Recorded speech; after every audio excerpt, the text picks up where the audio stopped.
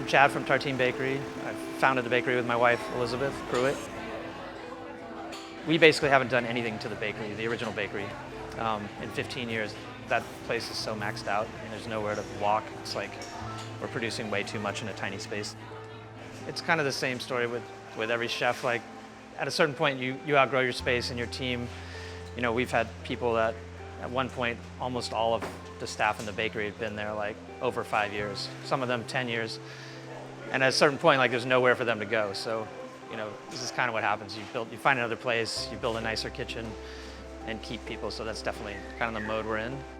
My strategy as I grow is to just build like the most amazing workplace with all the right tools and really good designs so that, you know, this is hard work and we don't get paid a ton of money for this kind for cooking and baking.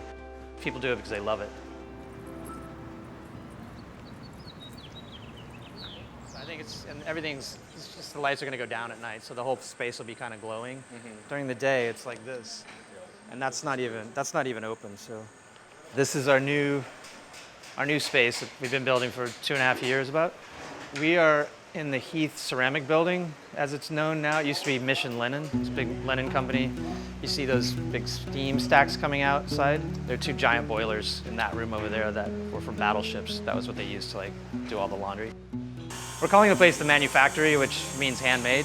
It's twice as big. It is kind of a commissary for we're going to be feeding the original bakery stuff from here. All the bread will be produced here, and we'll actually have more bread in the original space because right now we only have bread after like 4:35 p.m. Here we'll bake bread all day and drive it over there like 3 times a day. So you have hot bread in the morning, before dinner, and at lunchtime.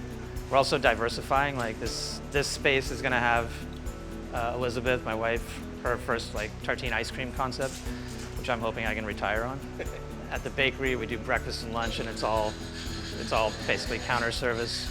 Here we're going to do, you know, all day breakfast, lunch, dinner, full bar, ice cream. The whole bread operation is over there. Across the street, we're setting up a mill, so we'll be milling all of our flour for pizza, pasta, pastry, bread. We make our bread the way the tartine style is kind of super high hydration, which a lot of people do now, and kind of by most standards way over fermented. So by the time we put it in, it's on the verge of collapsing.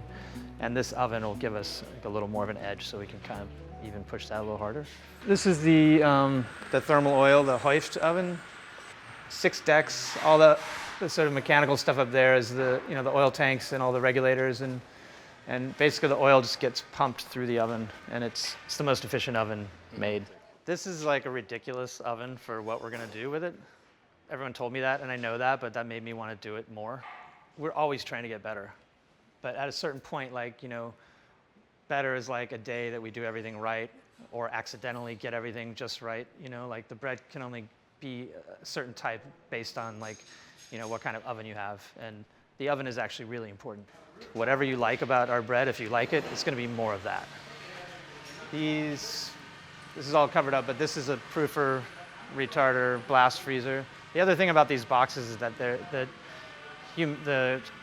humidity control technology is based on like high mountain lakes and the evaporation and how it keeps the moisture. So you could have like it blast freezing at 90% humidity. So you don't have to cover anything. There's nothing gets freezer burn.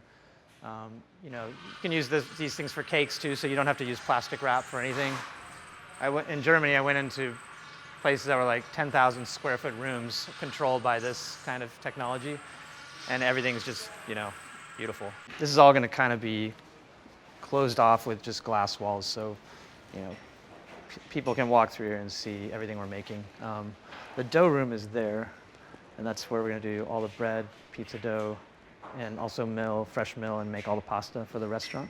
This is a path for customers, but and then this is like, you know, pastries and pizza Italia, the little like pan pizzas and different things we'll be selling.